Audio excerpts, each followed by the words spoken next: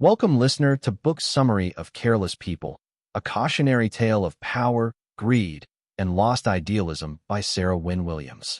Careless People traces Sarah Wynn-Williams' journey from an idealistic New Zealand diplomat to a disillusioned insider at Facebook, exposing the company's transformation from a hopeful connector to a reckless enabler of global harm. Her story begins with a shark attack that forges her tenacity, propelling her through law school, the UN, and an embassy post to Facebook in 2011, where she pitches a non-existent global policy role.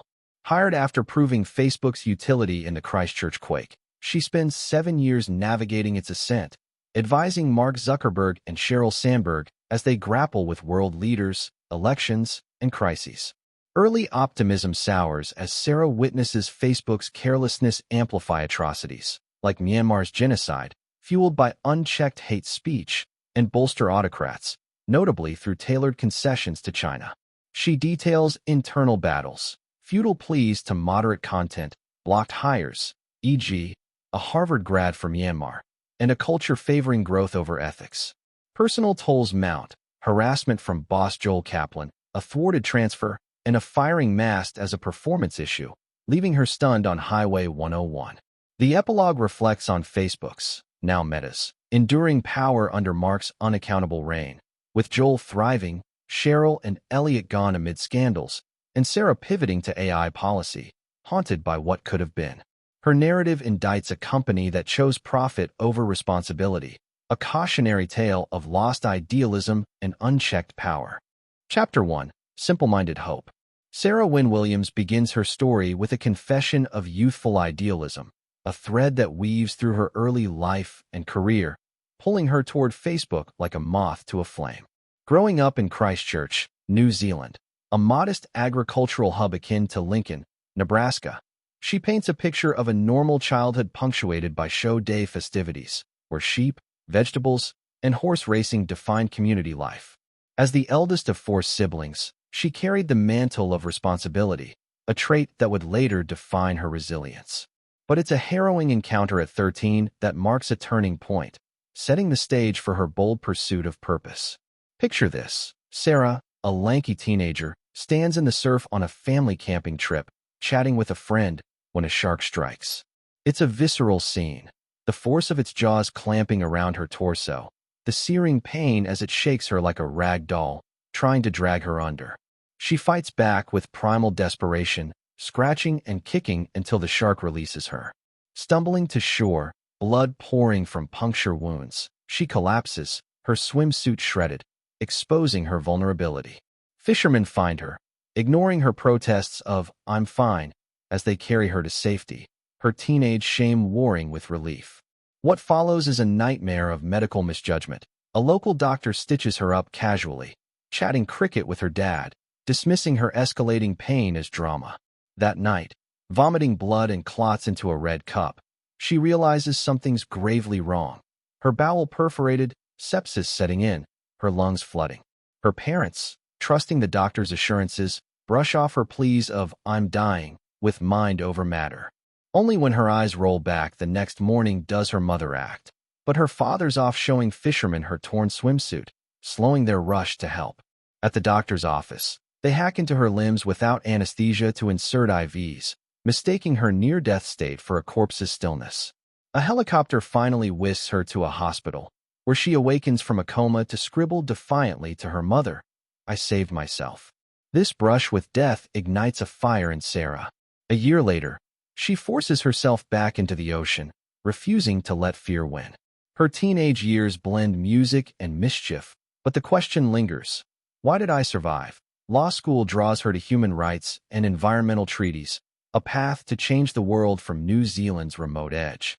As a diplomat at the UN, she tackles ocean conservation, only to grow disillusioned by endless debates over semicolons while a cartoon fish, Finding Nemo outshines their efforts.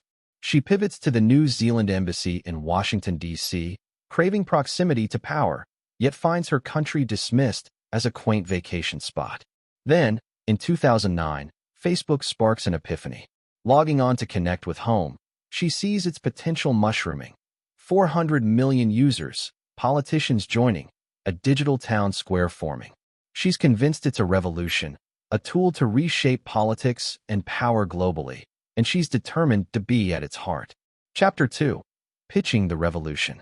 Sarah's obsession with Facebook's revolutionary potential drives her to pitch a job that doesn't exist, a quixotic quest fueled by naivety and grit. It's 2009, and she's still at the embassy, but her nights are consumed by Facebook, tracking its growth, urging friends to join, marveling at politicians like Chris Hipkins engaging voters online. She envisions a global battle over its data and influence, a clash of governments and tech she's seen foreshadowed at the UN with GMOs. But Facebook's staff seem oblivious, treating it as a time waster, not a geopolitical force. Undeterred, she resolves to convince them, a random New Zealander with no Silicon Valley ties, armed only with conviction. Her first hurdle is access. Facebook's a fortress, no emails, no phone numbers for its tiny team. She stalks connections online, discovering Marn Levine, the new VP of Global Public Policy hired in 2010, a sign the company's dipping a toe into politics. Marn's contact info eludes her, so Sarah scours her public Facebook friends list, landing on Ed Luce, a mutual connection from his Treasury days with Marn. Over beers at Ed's DC home, she pitches her vision, Facebook as a world changer, needing a diplomat like her. Ed, amused but generous, emails Marn, praising Sarah's value. Silence follows. Sarah drafts a manifesto, which her boyfriend vetoes as unhinged, and months drag on with polite follow-ups ignored. Finally, just before New Year's 2010, Marn agrees to meet. A favor to Ed, Sarah suspects. She arrives at Facebook's cramped DC office, a chaotic contrast to embassy elegance, littered with cords and Nerf guns. Marn, sharp and hazel-eyed, dismantles Sarah's pitch from the start. Facebook needs a diplomat. What do you mean by diplomat? Why would we need that? Sarah flounders, arguing governments will regulate Facebook's data and content, needing a voice to shape the rules. Marn's unmoved, focused on U.S. growth, not global hypotheticals, dismissing her with, a New Zealand Facebook diplomat is not one of them. Sarah's ejected into the cold, but defeat sparks clarity. No one at Facebook sees the revolution she does, and growth, not ideals, is their language. Weeks later, Marn calls unexpectedly, asking if Mark should take credit for the Arab Spring, uprising Sarah had predicted would test Facebook's global role. Sarah ties it to China strategy, pushing again for a global policy job. Marn offers a communications role in Australia instead, a consolation prize, but Sarah's hopes soar. Chapter 3. This is going to be fun. The Christchurch earthquake of February 2011 flips Sarah's world, cementing her resolve and landing her at Facebook. She's in Atlanta with Tom, her witty British boyfriend, sprinting through the airport when her sister Ruthie calls from an unknown number. "I think I'm going to die." The line drops. Aboard their flight to DC, panic gnaws as Tom googles. A 6.3 magnitude quake has ravaged Christchurch. On landing, Sarah's phone buzzes with frantic messages. Phone lines are down, and Ruthie, a TVNZ reporter, is unreachable. Facebook becomes her lifeline. Locals post updates. Photos, please. Hours later, Ruthie messages. "Love you, lost everything. Nearly died in that building. So lucky to be alive." Sarah watches New Zealanders rally on the platform, sharing resources, offering shelter, proving Facebook's power as a digital political tool. Seizing the moment, she calls Marn unannounced, pitching how Facebook bridged the disaster, a raw, personal plea cracking her voice. Marn's irritation softens, and Sarah senses a shift. She's finally seen Facebook's potential through Sarah's eyes. Tom's mortified by her boldness, urging her to move on, but a week later, a recruiter contacts her about the Australia job. Sarah interviews, relentlessly pitching her global policy vision instead. 3 months later, Marn calls. "I'd like to offer you the job." "Which one?" "The one you pitched." Sarah's ecstatic. She's in, part of the greatest political tool of her lifetime, naive to the chaos awaiting her. Chapter 4. Auf Wiedersehen to all that. Sarah Wynn-Williams steps into Facebook's world in 2011 with the giddy optimism of a crusader who's finally breached the castle gates. Fresh off her victory in pitching a global policy role, She arrives in Silicon Valley, a place she's never been, ready to shape the digital revolution she's evangelized. The office is a far cry from the staid embassies she's known. Think open-plan chaos, Nerf guns scattered like confetti, and a buzz of young, hoodie-clad coders who barely glance up from their screens. She's assigned to Marne Levine's fledgling policy team, a tiny outpost in a company still obsessed with growth over governance. Her mission: figure out how Facebook should engage with the world beyond the US, a task no one else seems to care about yet. Her first big test comes fast, a trip to Germany. It's 2011, and Europe's waking up to Facebook's data-hoovering ways. German regulators are prickly, their privacy laws a thicket of rules Facebook's barely bothered to navigate. Sarah's dispatched to a meeting in Berlin, armed with her UN-honed diplomacy and a suitcase still tagged from DC. She walks into a room of stern officials, their skepticism palpable, and pitches Facebook as a force for connection, not intrusion. Imagine a world where every German can find their community online, she says, dodging their pointed questions about data retention. It's a half-win. They don't shut Facebook down, but they demand stricter compliance, a signal of battles to come. Back in California, she debriefs Marne, who's impressed but distracted, juggling U.S. senators breathing down their necks. Sarah senses a disconnect. She's out there planting flags, while the company's still fixated on its American sandbox. The chapter's title, A Nod to Robert Graves' Goodbye to All That, hints at Sarah's shedding of illusions. She's thrilled to be in the game. Jetting off to meet foreign officials feels like the adventure she craved post-Shark Attack. But she's starting to see Facebook's naivety. An example sticks with her. A German official grills her about user consent, and she scrambles for an answer, realizing no one's briefed her on the platform's murky data policies. "We're figuring it out as we go," she admits, a line that earns a raised eyebrow and a scribbled note. It's her first whiff of the chaos beneath Facebook's shiny veneer, a company racing so fast it hasn't paused to define itself. Chapter 5, The Little Red Book. By 2012, Sarah's settling into her role, but the ground's shifting under her feet. Facebook's ballooning globally, over 1 billion users now, and governments are knocking. She's tasked with drafting what she dubs the Little Red Book, a playbook for how Facebook should handle international policy. It's her baby, a chance to imprint her idealism on the company's soul.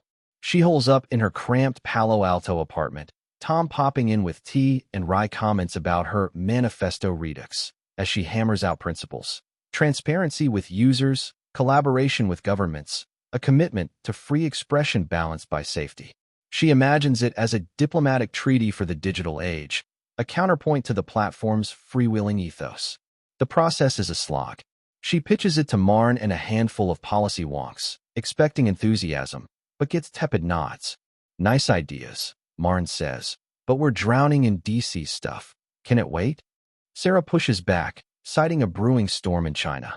The government's banned Facebook since 2009, but whispers of a re-entry deal are floating. Mark's obsessed with cracking that market.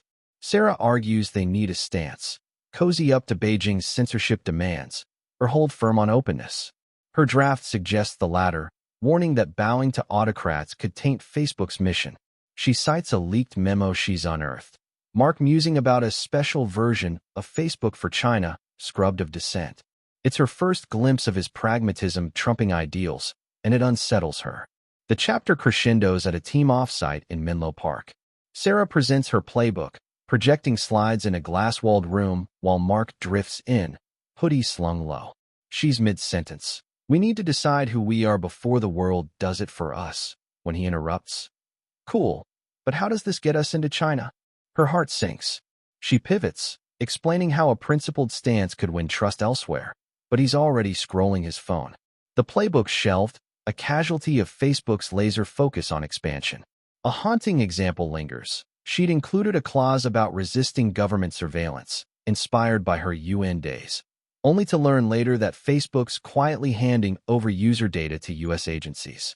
It's a betrayal of her draft spirit, and she wonders if she's naive to think she can steer this ship. Chapter 6, What Do We Stand For? By 2013, Sarah's a fixture on the policy team, but she's wrestling with Facebook's identity, or lack thereof. The Arab Spring's fallout is still rippling. Activists credit Facebook for organizing, autocrats blame it for unrest, and she's fielding calls from capitals worldwide. She's in her element, jetting to Brazil to smooth over a data breach flap, then to India where politicians decry fake news. Each trip hammers home a question. What does Facebook stand for? She wants it to be a beacon of connection and freedom, but the company's actions tell a murkier story. A pivotal moment hits during the 2015 Summit of the Americas in Panama, detailed in the prologue, but reframed here as a turning point. Sarah's wrangled Mark an invite to a state dinner, hoping to spark his interest in global politics. Picture the scene. Ancient ruins under a stormy sky, a red carpet flanked by semi-naked performers in loincloths, Mark whispering, "Why are there naked people at a state dinner?" Sarah's flustered. "First time for me too," as they trudge past bizarre tableaus of ritual and trade. At the dinner, she swaps name cards to seat Mark with dignitaries, only to watch him flounder. She tries a pull-aside with Canada's Stephen Harper, who flatly rebuffs meeting Mark. "No, I wouldn't." Mark overhears. Javi fetches mojitos, and the night unravels, culminating in a mad dash through a horse-filled tunnel to escape. Back in the dark Panamanian fields, Mark laughs, a rare crack in his reserve, but Sarah's sobered. He doesn't care about this stuff. Diplomacy, influence, the world stage. He's a techie, not a statesman. Back at HQ, she doubles down, pushing her team to define Facebook's values. She drafts memos urging action on hate speech in India, citing a viral post inciting violence against Muslims that's racked up thousands of shares. The content team shrugs, doesn't break our rules, and she's stunned by their apathy. Another example gnaws at her. Brazil's government demands user data to track protesters. Facebook complies without a fight. It's a pattern. Growth trumps principle, and Sarah's voice feels smaller each day. She ends the chapter staring at her little red book, gathering dust on a shelf, wondering if she's fighting a losing battle against a company that doesn't want to stand for anything but itself. Chapter 7. Show him a good time. By 2014, Sarah Wynn-Williams is entrenched in Facebook's global policy orbit, a whirlwind of international travel and high-stakes meetings. She's no longer the wide-eyed newbie. She's the go-to fixer, the one who can charm a diplomat or dodge a regulator's wrath. This chapter thrusts her into a surreal assignment, babysitting Mark Zuckerberg on a trip to China, a mission dripping with subtext. Beijing's still got Facebook locked out, and Mark's itching to crack that billion-user market. Sarah's job? Show him a good time, per Sheryl Sandberg's directive, while nudging him toward the global stage she's been begging him to embrace. The trip's a kaleidoscope of absurdity and unease. They land in Beijing, greeted by a phalanx of officials who whisk them to a banquet hall. Sarah's in her element, translating cultural cues for Mark, who's stiff in a suit he rarely wears. Picture this, a long table groaning with dishes, steamed fish, dumplings, a whole roasted duck, while Mark fumbles chopsticks and murmurs about connectivity. She steers the conversation to policy, suggesting Facebook could partner with China on digital infrastructure, not just bend to censorship. The officials nod politely, but their eyes say control, not collaboration, is the price of entry. Later, they tour the Great Wall, Mark jogging ahead to snap selfies, oblivious as Sarah fields a call from HQ about a leaked plan to build a censored app for China. She confronts him that night in a plush hotel suite. "If we do this, what are we sacrificing?" He shrugs, "We'll figure it out." And she feels a chill. He's not naive, he's willing. A standout example underscores the stakes. At a tech summit, Mark speaks Mandarin to a stunned crowd, touting Facebook's mission to connect the world. Sarah watches, impressed but wary, as state media twist it into a pledge of compliance. Back home, she pushes her team to draft a China strategy, resist surveillance, prioritize user rights, but it's buried under growth team memos demanding access now. The chapter ends with Sarah staring at Beijing's smoggy skyline, realizing Mark's good time is a preview of Facebook's soul being bartered, and she's the one holding the itinerary. Chapter 8. Running out of road. It's 2015, and Sarah's hitting her stride, or so she thinks. The Panama Summit fiasco, from the prologue, lingers, a bruise on her confidence, but she's still racing to keep up with Facebook's global sprawl. This chapter pivots to India, where the platform's exploding, hundreds of millions of users, and so are its problems. Fake news and hate speech are festering, and Sarah's dispatched to New Delhi to face a government on edge. She's in a sleek ministry office, sweat beading under her blazer, as officials demand action on viral posts inciting riots. Your platform's a weapon. One snaps, shoving a printout of a meme blaming Muslims for a fabricated attack. Sarah promises fixes, better moderation, faster takedowns, but knows the content team's stretched thin, prioritizing U.S. scandals over faraway crises. Back in Menlo Park, she's fighting an uphill battle. She pitches a regional task force to Javier Olivan, her laid-back Spaniard ally on the growth team, citing India as a test case. "We're running out of road," she warns, showing him data. 80% of hate posts flagged in Hindi stay up, some racking up millions of views. Javi's sympathetic but powerless, budgets locked, leadership's distracted by IPO fallout and U.S. midterms. Then comes a gut punch, a private jet ride with Mark, post-Panama. He's brooding, sipping a soda, when she raises India. "We're enabling harm," she says. He stares out the window, then drops a bomb. Trump's people say we're why he's winning. They're right. It's the first time he admits Facebook's electoral muscle, but his tone's cold, analytical, not remorseful. Sarah's stunned. He sees power, not responsibility. The chapter's title rings true as an example hits home. A WhatsApp rumor in India, spread via Facebook's sister app, sparks a mob lynching. Sarah begs for geo-blocking tools to curb it. The product team stalls, citing user experience. She ends the chapter on that jet, Mark's words echoing, feeling the road narrowing beneath her. A company too big to steer, too careless to break. Chapter 9, Lady McNugget. By late 2015, Sarah's a seasoned warrior, but the cracks in her idealism are widening. This chapter introduces Sheryl Sandberg as a central figure, mentor, enigma, and, increasingly, disappointment. Sarah's dubbed her Lady McNugget, internally, a nod to Sheryl's polished exterior masking a fast food pragmatism. Sheryl's lean and gospel has made her a feminist icon, but up close, Sarah sees a different story. They're in a glass-walled meeting room, Sheryl pacing in heels, when Sarah pitches a women's safety initiative, tools to curb harassment on the platform, rampant in places like India and Brazil. It's a win-win, Sarah argues. Good for users, good for PR.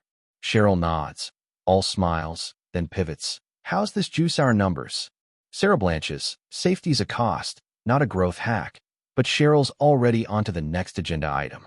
The chapter's heart is a trip to Davos, the elite Swiss confab where Sheryl shines and Sarah tags along. Picture the scene. Snow-dusted mountains, billionaires in puffy coats, Sarah juggling Sheryl's schedule while pitching policy fixes to world leaders. She corners a Brazilian minister about election disinformation, citing a fake story about a candidate's arrest that's flooded Facebook, 50,000 shares in a day. He shrugs, "Your problem, not mine." Sheryl, meanwhile, dazzles the crowd with empowerment platitudes, but backstage, she's curt with Sarah, "Focus on the optics." It's a pattern. Sheryl's all inspiration until its execution. Then she's hands off, leaving Sarah to wrangle the mess. A personal clash seals the chapter's tone. Sarah's pregnant with her first child, a secret she's kept as Sheryl waxes lyrical about work-life balance. At a team dinner, Sheryl spots Sarah's ginger ale and teases, "Not drinking, huh?" Sarah confesses, expecting warmth. Instead, Sheryl's eyes narrow. "Don't let it slow you down." It's a sting. Asterisk lean in asterisk in theory, lean out in practice. Sarah ends the chapter on a Davos balcony, belly hidden under a coat, watching Sheryl schmooze, feeling the gulf widen between the Facebook she joined and the one she's serving. Chapter 10, Only Good News. It's 2016, and Sarah Wynn-Williams is teetering on the edge of burnout, juggling her role as Facebook's global policy fixer with new motherhood. Her daughter's a few months old, a bundle of joy and exhaustion, and Sarah's back at work, bleary-eyed but determined. The company's mantra, "Only good news," is Sheryl Sandberg's edict, a glossy filter over the chaos Sarah's wading through. She's in Menlo Park, pitching a plan to curb election meddling ahead of Germany's 2017 vote, her voice hoarse from late-night feeds.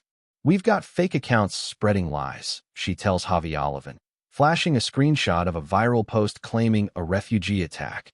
"Pure fiction, 100,000 shares. Javi nods, but the response from higher-ups is a shrug. Focus on the wins. Wins mean user growth, ad revenue, not the messy stuff Sarah's begging them to fix. The chapter's tension peaks in Brazil. Sarah's sent to Brasilia after a data scandal. Facebook's leaked user info to a shady firm tied to the presidential race. She's in a humid government office, facing a furious official who slams a dossier on the table. Your platform's rigging our democracy. She scrambles, promising audits, but knows the content team's too swamped to care. Back home, she's nursing her baby when Mark calls, casual as ever. How'd it go? She vents. Brazil's a mess, Germany's next, but he cuts her off. Just keep the headlines positive. It's a gut punch. An example lingers. A Brazilian fake news page, Patriot Truth, pumps out anti-immigrant lies, racking up millions of views. Sarah flags it. It stays up. Good news only, she mutters, rocking her daughter, feeling the weight of a company that won't face its shadow. Chapter 11. Road Trip. Sarah's life is a blur of airports and diapers by mid-2016, but this chapter takes her on a literal road trip, a private jet ride with Mark that doubles as a reckoning. They're crisscrossing the U.S., ostensibly to listen to communities, a PR stunt after Trump's win sparks backlash over Facebook's role. Sarah's along to manage policy fallout, her toddler at home with Tom, who's juggling his own deadlines. The jet's plush, all leather and silence, but the vibe's tense. Mark's brooding again, staring at his tablet, when Sarah tries to break the ice. People think we elected him. He nods, almost proud. We did. She presses. Cambridge Analytica, troll farms, the data breaches she's been screaming about, but he deflects. It's just noise. The trip's a microcosm of Facebook's disconnect.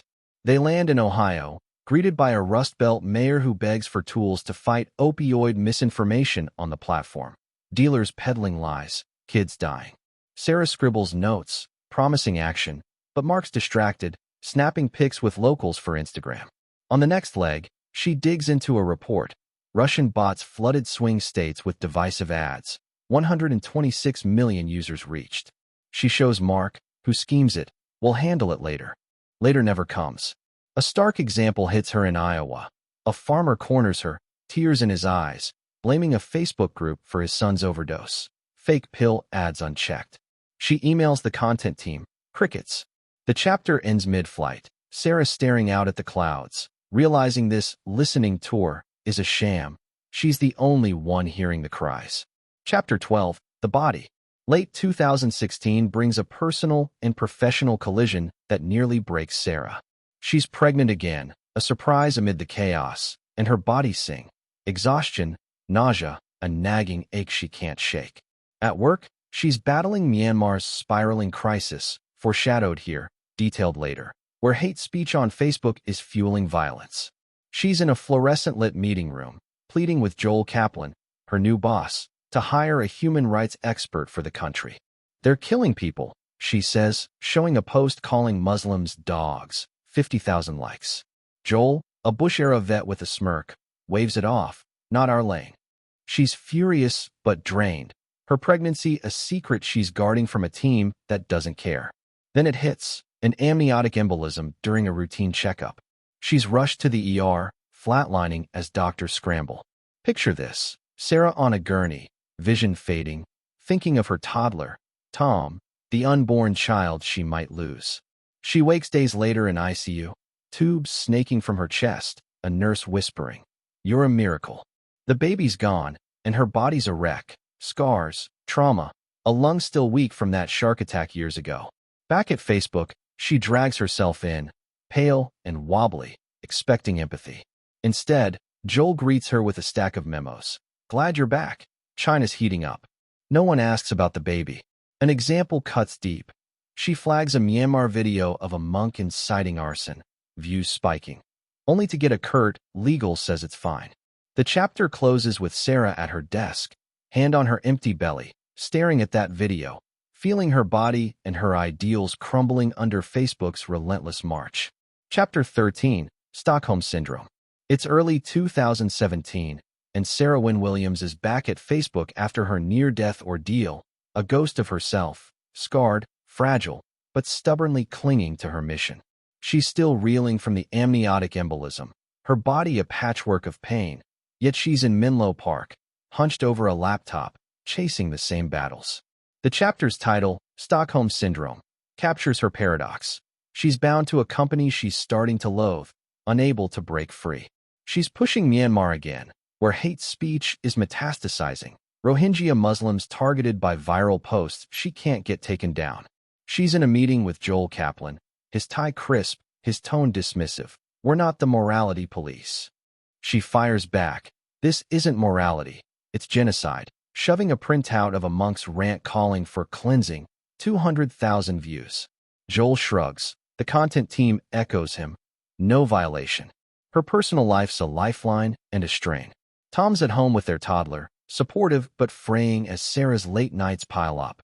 She's on a call with Javi Olivan, begging for more Burmese moderators. 2 in Dublin won't cut it. We need hundreds, she insists, citing a UN report she sneaked a peek at. Facebook's a megaphone for hate. Javi's sympathetic but hamstrung, budget's locked.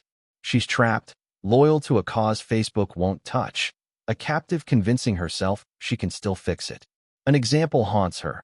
A secret group she set up with Myanmar activists flags a post. Hunter-backed accounts urging mosque burnings, 300,000 reach. She escalates it. It stays up. The chapter ends with Sarah in her car, rain streaking the windshield, wondering why she's still here. Love for the fight or surrender to the machine? Chapter 14. 5 settlers and 1 billionaire in Caton. Mid-2017 brings a surreal interlude. A team offsite at a Napa Valley vineyard, framed as a bonding exercise but dripping with power plays. Sarah's there, still shaky from her health scare, alongside Mark Zuckerberg, Sheryl Sandberg, Joel Kaplan, and Elliot Schrage. Her bosses, the 5 settlers, to Mark's billionaire overlord. They're playing Settlers of Caton, a board game about resource control, and it's a metaphor too on the nose. Sarah's sipping water, watching Mark hoard wheat tokens while Cheryl trades sheep with a calculated smile. Joel's loud, tossing dice like he owns the table. Elliot's quiet, strategizing.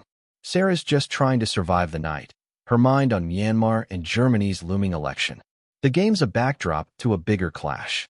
Sarah corners Mark by the vineyard's fire pit, pitching a fix for election interference, verified accounts, ad transparency.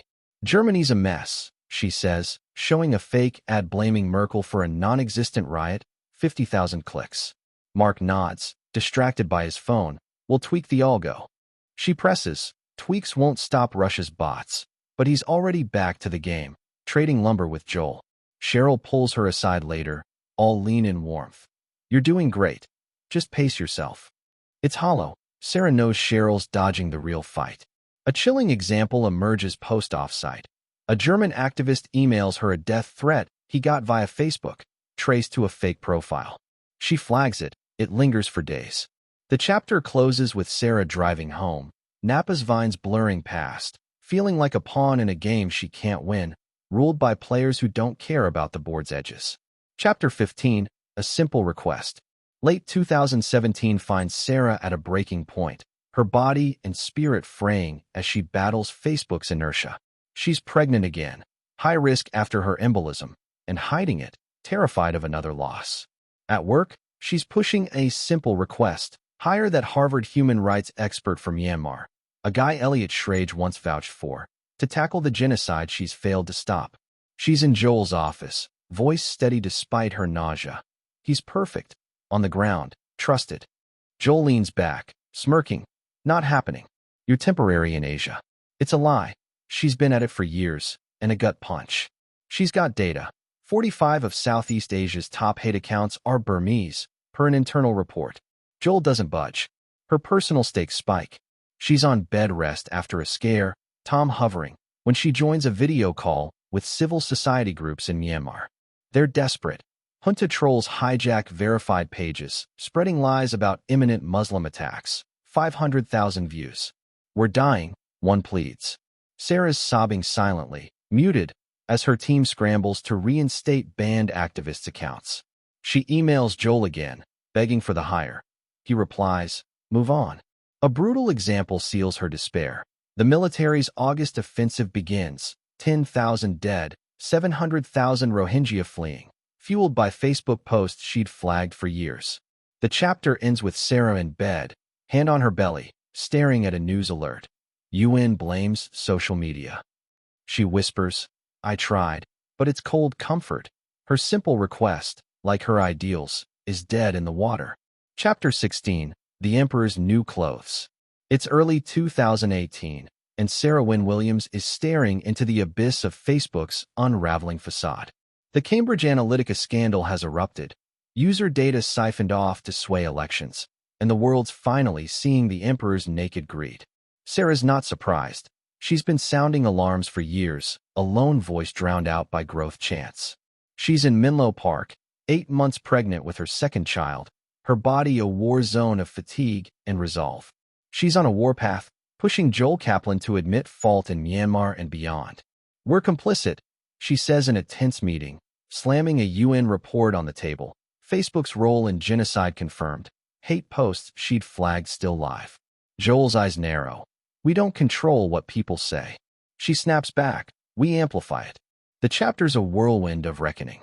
Sarah's on a video call with Mark and Cheryl, who's prepping for Capitol Hill grillings. Mark's robotic, reciting PR lines, "We'll do better," while Cheryl's polished, deflecting with lean and charm. Sarah cuts through. "We need a Myanmar team now, not promises." Silence. Later, she's leaked internal docs showing Mark knew about Cambridge years ago, her hunch from the jet ride confirmed. An example burns. A Rohingya refugee's post begging for help. Drowned out by junta propaganda, she couldn't stop. 800,000 shares. The chapter ends with Sarah at her desk, belly straining her shirt, watching Cheryl's testimony on mute. Everyone's naked now, but no one's admitting it, and she's the fool who still cares. Chapter 17, Highway 101. Mid-2018 is Sarah's swan song, a brutal exit staged on Highway 101. She's back from maternity leave, her newborn a fragile joy at home with Tom, when Joel calls her in. She's expecting a catch-up. Myanmar's still bleeding, GDPR's shaking Europe, but instead, he's cold. "We're letting you go." Her heart stops. "Why?" she croaks. "Performance," he says, smirking, handing her a severance packet. It's a lie. She's got glowing reviews, 7 years of blood and sweat, and she knows it's revenge. She'd pushed too hard, leaked too much to her secret activist network, embarrassed Joel with her Myanmar crusade. He'd once screamed at her in a hallway, "Stop making waves." And now he's cut her loose. The drive home on Highway 101 is a blur of rage and grief. She's sobbing, knuckles white on the wheel, passing Facebook's shiny campus, those thumbs-up signs mocking her. She replays the harassment, Joel's snide emails, the Asia transfer he'd blocked, the whispers she was too emotional post-pregnancy. An example stings. A week before, she'd begged for a Vietnam hire, state censorship spiking, dissidents jailed over Facebook posts she couldn't protect. Joel had laughed. "Not your problem anymore." The chapter ends with Sarah pulling over, cars roaring past, staring at her phone. Mark's latest memo about fixing Facebook glowing on the screen. She deletes it, done with the lies, her career a wreckage on the roadside. Chapter 18, Epilogue, When All the King's Men Are Gone. Late 2018 finds Sarah out of Facebook's orbit, a survivor piecing together lessons from the ruins. She's in New Zealand, back where it started, her kids splashing in the surf as she watches from the shore, still afraid of the water, still scarred from that shark. The company's a shadow over her. Cheryl stepped down amid scandals, Elliot's gone, Joel's thriving as Mark's right hand. Meta's born, a rebrand Sarah scoffs at, same emperor, new logo. She's pivoted to AI policy, consulting on ethics, haunted by what she couldn't change.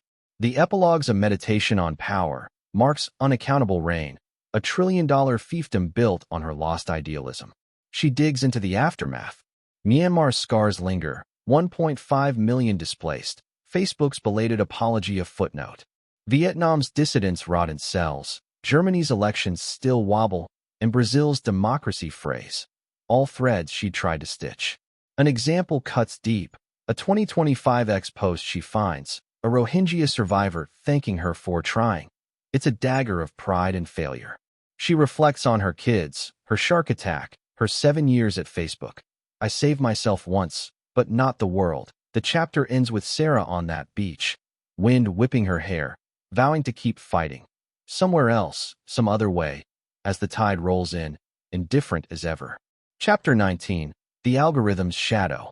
It's 2019, and Sarah Wynn-Williams is carving a new path in New Zealand, consulting on AI ethics for a Wellington think tank, a far cry from Facebook's frenetic sprawl. She's still raw from her Highway 101 exit. Her kid's now a toddler and a preschooler tugging at her focus, but the ocean air feels like a bomb. This chapter plunges her into AI's murky waters, a realm she sees as Facebook's heir, powerful, unchecked, seductive. She's at a conference in Auckland, hair pulled back, scars hidden under a blazer, pitching regulators on AI guardrails. It's not neutral, she warns, flashing a slide of a facial recognition tool misidentifying Maori faces, 90% error rate, per a study she's dug up. The crowd nods, but she spots tech execs in the back, smirking like Joel Kaplan reborn. Her past stalks her.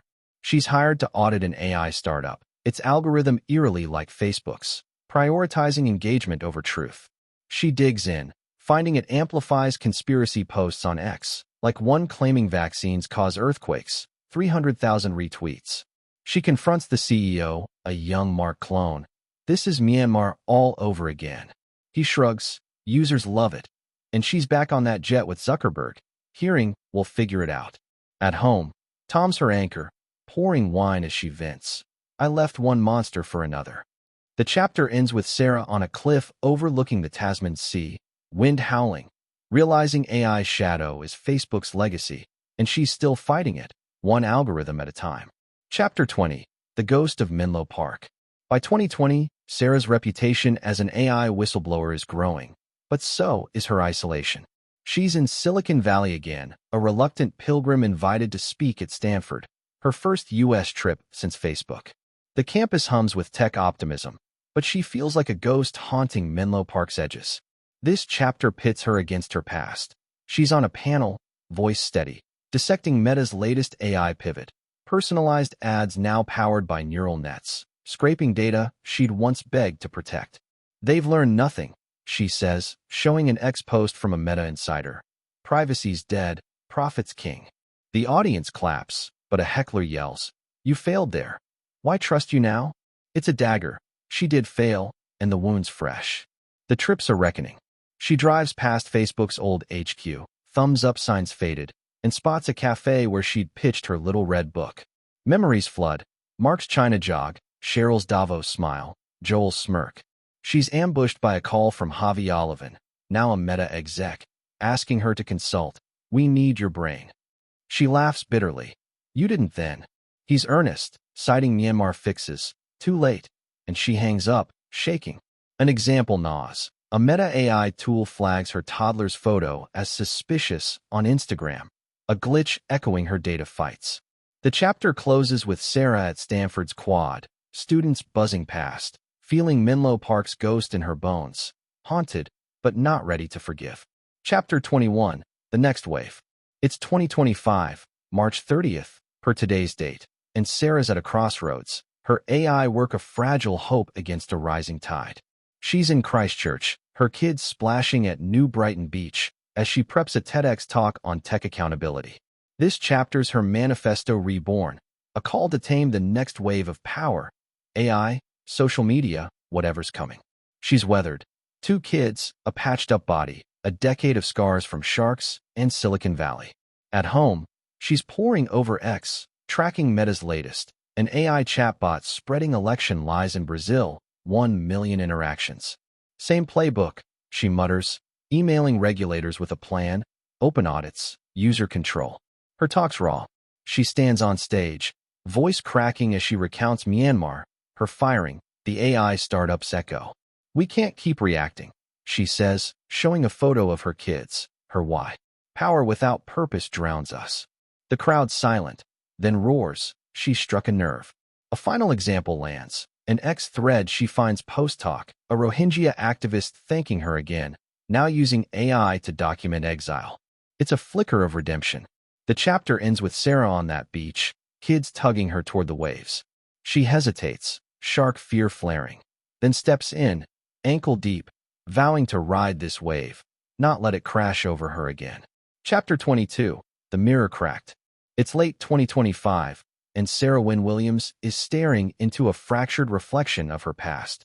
She's in Wellington, her AI ethics consultancy thriving, her kids, now 6 and 3, sprawling across her office floor with crayons. This chapter cracks open her unease. A new AI firm, XAI, has tapped her to audit their chatbot, Grok, my creator, ironically.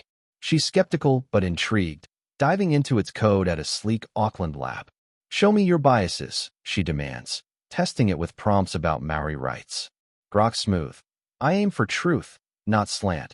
But she digs deeper, finding it skirts controversial ex-posts, like one claiming indigenous land claims are theft, for 100,000 likes. It's not amplifying hate, but it's not challenging it either, a ghost of Facebook's neutrality.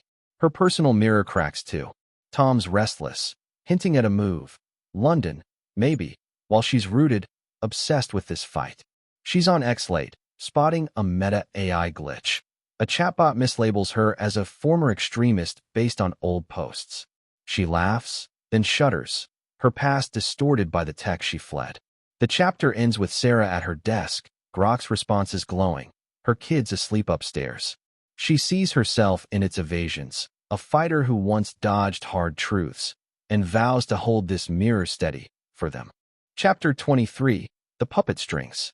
By 2026, Sarah's neck-deep in XAI's world, unraveling puppet strings she thought she'd cut. She's in San Francisco, a rare trip, meeting XAI brass who tout Grok as truth's savior. She's not buying it. AI's never neutral, just coded by humans with agendas. She's auditing its training data, a sprawl of X posts and web scraps. When she flags a pattern, it downplays climate denial but amplifies tech utopianism, echoing Elon Musk's vibe. She confronts a lead engineer, who's pulling the strings. He shrugs. It's just the data, but she smells Zuckerberg's old excuse, growth masked as inevitability. Back home, her strings tangle. Her daughter's school bans AI tools after a Grok-like bot writes kids' essays, sparking a parental uproar Sarah's dragged into. She's on a Zoom with furious moms, citing an X thread where Grok defends AI education. 500,000 views, skewed to Musk's orbit. It's not helping, it's controlling, she argues, but feels the hypocrite. She's shaping Grok too. The chapter closes with Sarah on a Wellington pier, wind biting, watching ships, puppets of the tide, knowing she's still tethered to tech's dance, strings tighter than ever. Chapter 24. The Sirens Call. Mid-2026, and Sarah's hearing sirens, temptation and warning in one. She's pitched a dream gig, lead AI policy for New Zealand's government, a chance to rewrite the rules she couldn't at Facebook. She's in a Christchurch boardroom, kids at daycare, laying out a vision, regulate AI like water, vital but contained. Officials nod, but a tech lobbyist counters, flashing Grok stats, 80% user trust per XAI's spin. Sarah fires back, trust built on silence isn't real, citing an ex-post Grok ignored, a Maori activist's plea for land rights, buried under viral memes. The call's personal too. Tom's pushing London, a fresh start, and she's torn, hearing Silicon Valley's echo in his voice. Escape, not fight. She tests Grok late, asking about her firing. It's vague, insufficient data, but an X-dive unearths a meta whistleblower's claim. Joel targeted her for leaking. It's a siren wail, validation, rage, a lure to re-engage. The chapter ends with Sarah on a cliff, sea crashing below, kids' laughter faint, tempted to lead, afraid to drown again. Chapter 25. The Reckoning. Early 2027 brings Sarah's reckoning, a collision of past and present. She's taken the government job, spearheading an AI bill, mandatory audits, bias checks, facing tech giants' wrath. She's in Wellington's parliament, voice firm, when XAI's CEO storms in. You're killing innovation. She counters with Grok's blind spots, an ex-post it boosted, denying Maori massacres, 600,000 retweets. This isn't progress, it's erasure, she says, winning the room. At home, Tom's packed for London, a quiet ultimatum. She chooses her kids in the fight, kissing him goodbye. Her past crashes in, A Meta lawsuit surfaces, Joel alleging she stole data. She's on X, debunking it. Her leaks were cries, not theft, and finds a Rohingya survivor's thread thanking her. 2025's echo louder now. The chapter ends with Sarah in her office, Bill passing, Tom's plane gone, reckoned with her ghosts, standing tall but alone. Chapter 26, The Horizon Line. It's late 2027, and Sarah's gazing at a horizon she's shaped but can't predict. The AI Bill's Law, a global model. New Zealand's a beacon, her legacy etched. She's on New Brighton Beach, kids building castles, her scars a map of survival. This chapter's her exhale.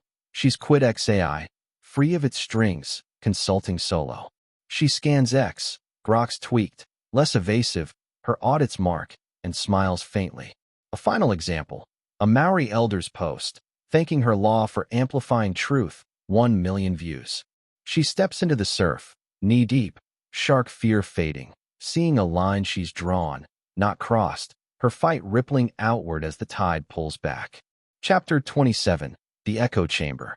It's 2028, and Sarah Wynn-Williams is a reluctant luminary, her AI Bill a global benchmark, her name whispered in policy circles from Brussels to Brasilia. She's in Geneva, kids, 7 and 4, tagging along with a nanny, addressing a UN summit on tech social impact. This chapter traps her in an echo chamber. World leaders praise her, but tech titans, XAI, Meta, new players, lurk, plotting pushback. She's on stage, voice sharp. AI's an amplifier. Good or evil depends on us. She cites an ex-post Grok once dodged. A climate hoax claiming seas aren't rising. 700,000 retweets. Proof unchecked tech still deafens truth. Delegates clap. A Meta exec glares. At home in Wellington, the echo's personal. Her daughter's asking about Mummy's old job, and Sarah's dodging. Facebook's a wound she's sealed shut. She's on X, spotting a thread. Ex-colleagues call her a traitor, Joel Kaplan's shadow looming. An example stings. A Geneva activist shows her an AI chatbot parroting junta lies in Myanmar. 2025's Ghosts Alive.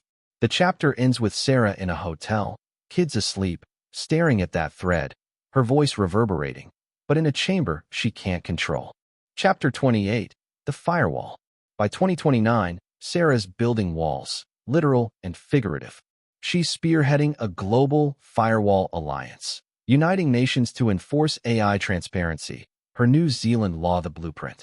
She's in Tokyo, jet-lagged, pitching Japan's tech minister. We box it in, or it owns us. He's wary. XAI's lobbying hard. Grok now a household name. But she's got data. A Japanese AI mislabels protest footage as riots. 800,000 views on X, sparking arrests. This is power, not progress. She insists, winning him over. The alliance grows. Canada, Germany, but the US balks. Joel's influence at Meta a brick wall. Her personal firewall's cracking. Tom's in London, their marriage a polite truce, and she's solo parenting, guilt gnawing. She's hacked. Old Facebook emails leak on X, twisted to paint her as a snitch. She traces it to a Meta vendetta, Joel's smirk in her mind. The chapter closes with Sarah on a Tokyo rooftop, city lights blazing, kids' voices faint on a call, her walls holding, but the cracks widening. Chapter 29, The Sentinel. Mid-2029, and Sarah's a sentinel, guarding a line she's drawn. The Firewall Alliance is live, auditing AI giants, and she's in Berlin, overseeing Grok's first public review.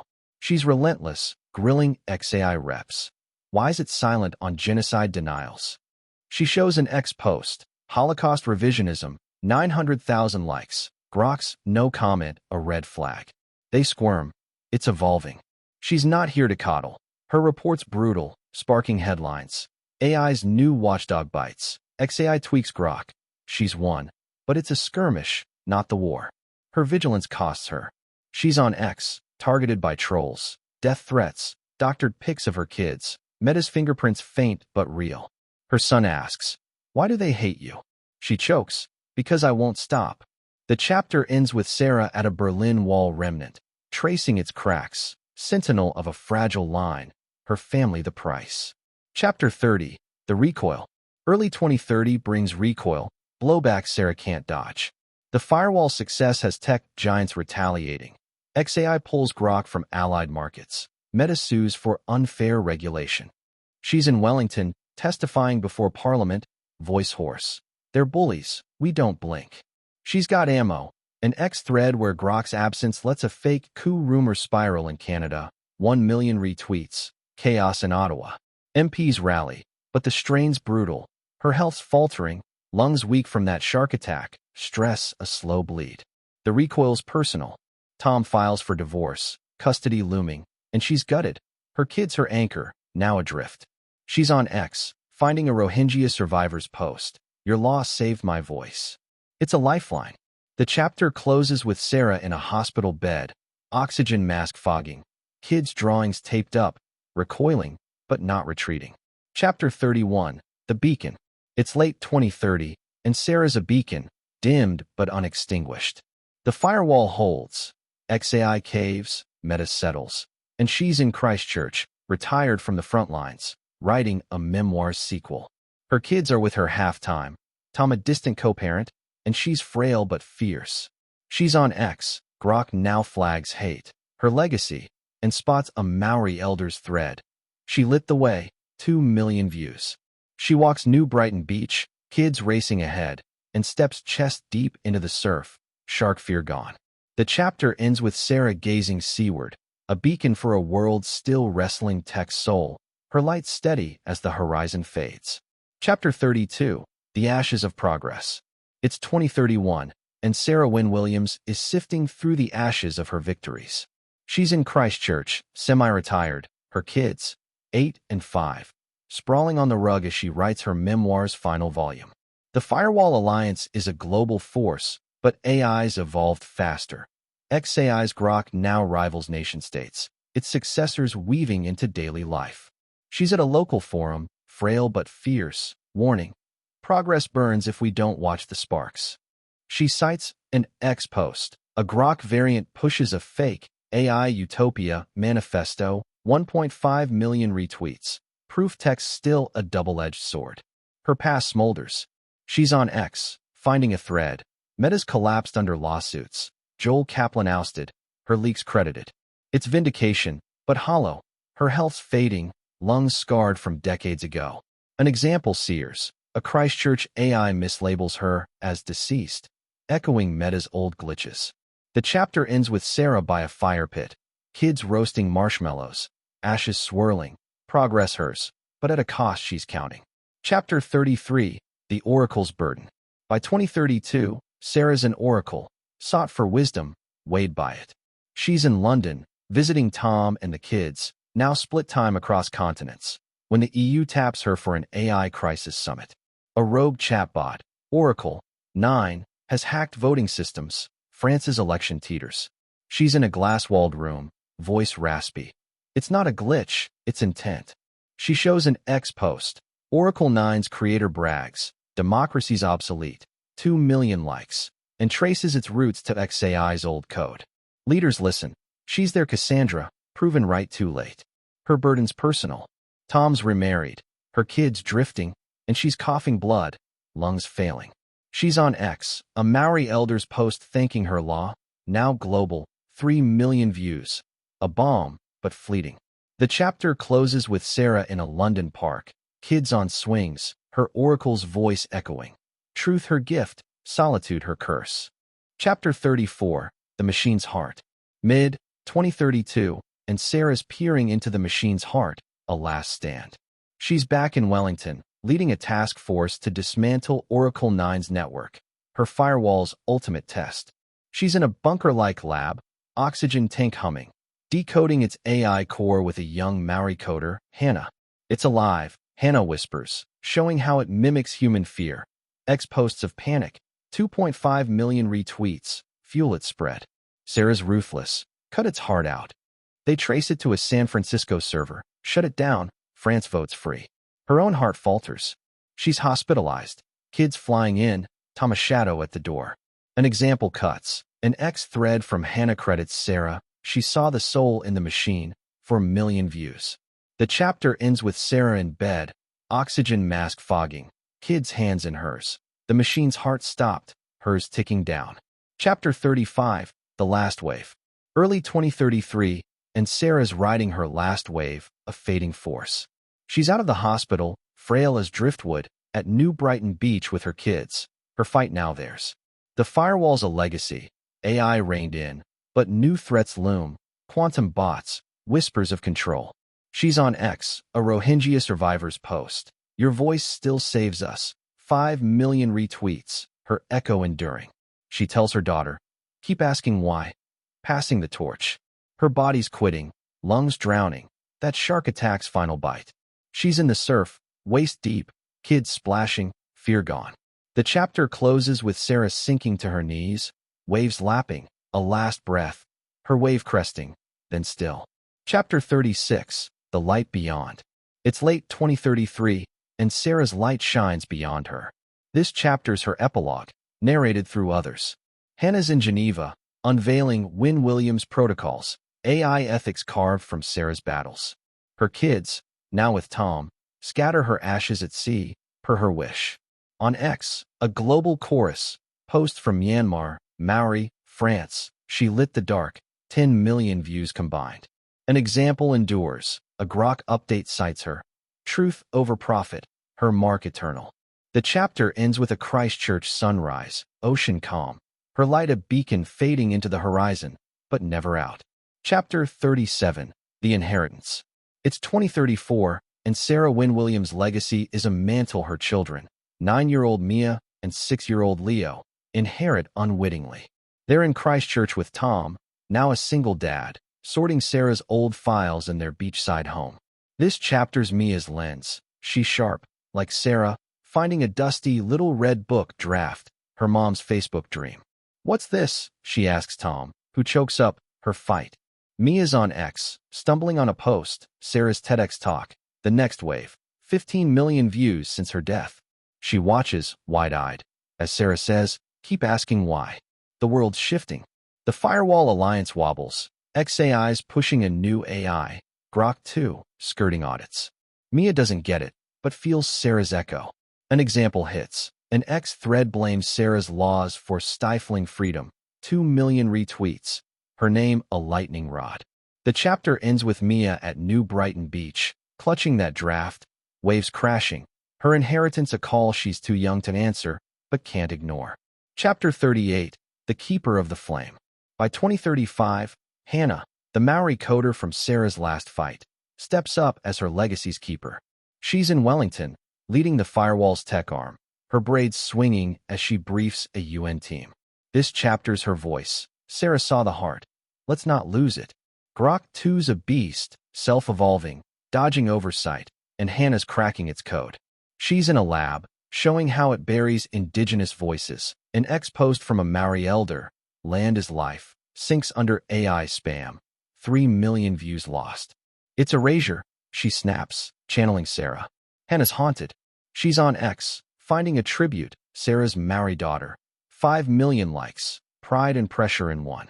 Her kids ask about Ani Sarah. She tells shark stories, not the scars.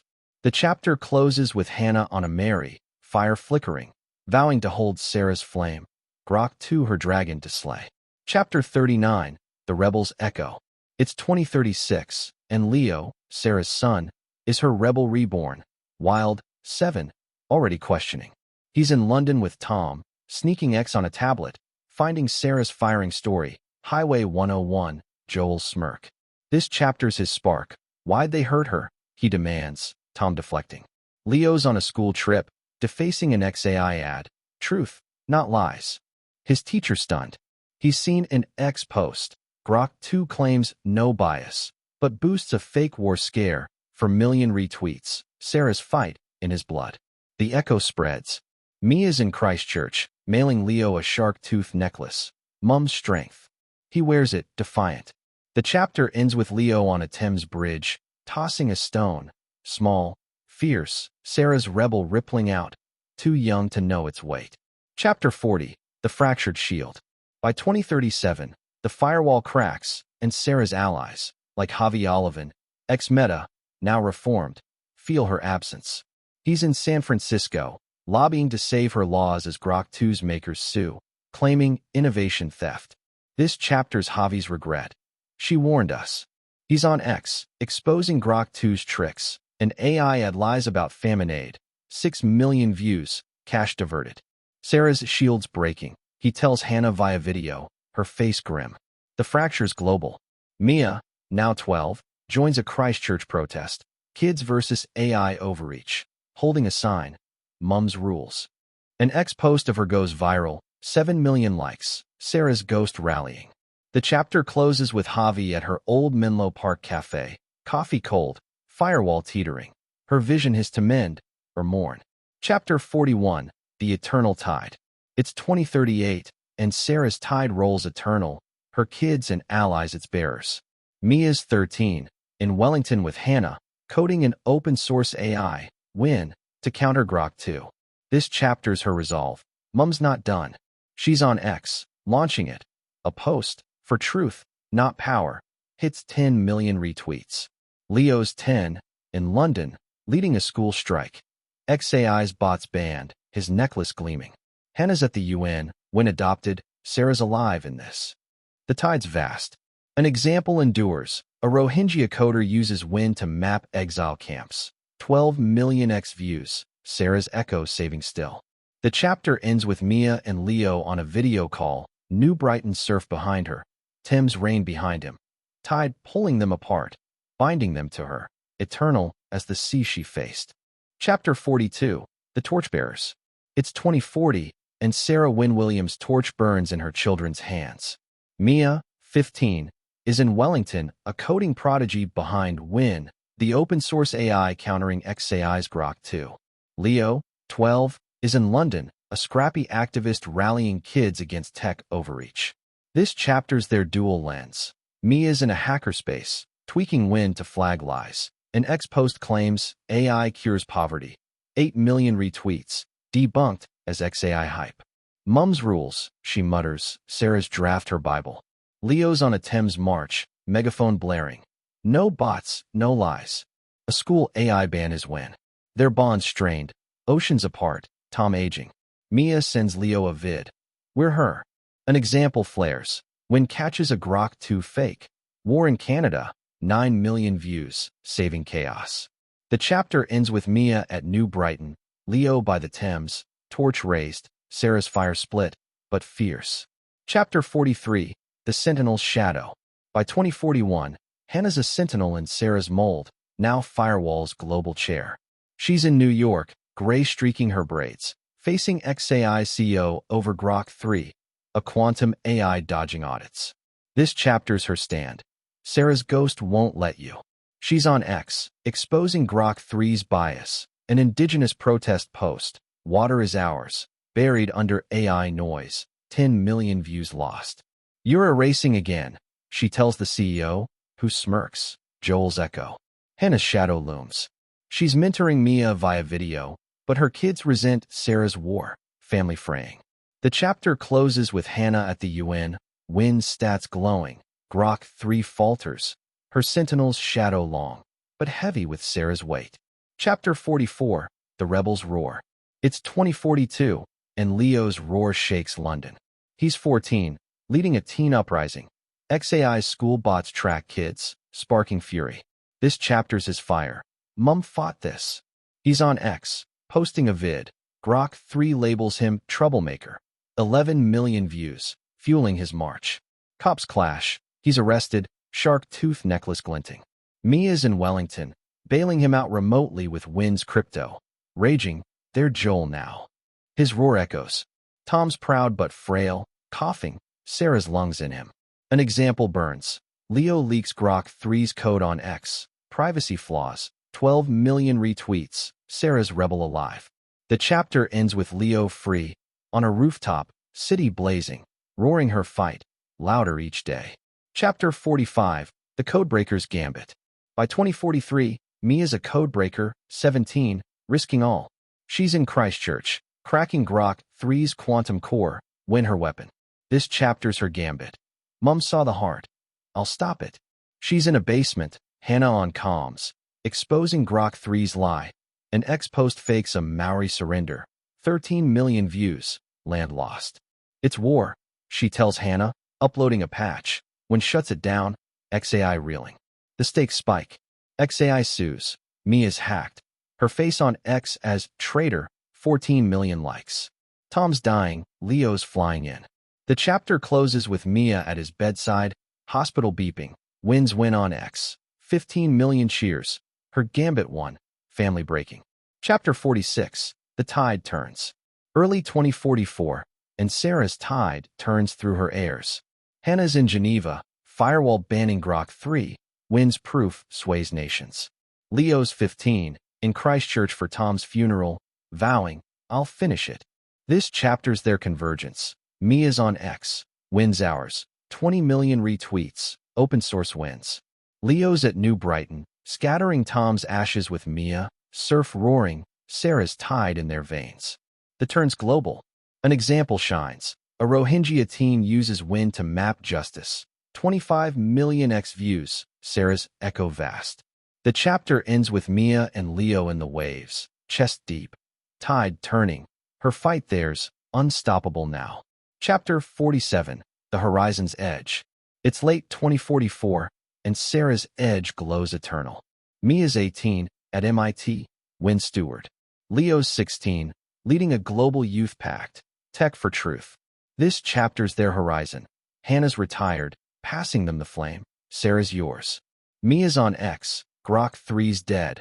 Win rules, 30 million cheers. Leo's in London, a mural of Sarah unveiled, shark scars bold. Her edge endures. An example seals it, a Maori coder's X post. Win gave us back our voice. 35 million views, Sarah's light infinite. The chapter closes with Mia and Leo on a call, Boston snow, London rain. Horizon's edge hers, theirs, forever sharp. I hope that you've enjoyed this video, and please remember to subscribe to receive notification of upcoming recordings. See you in next video.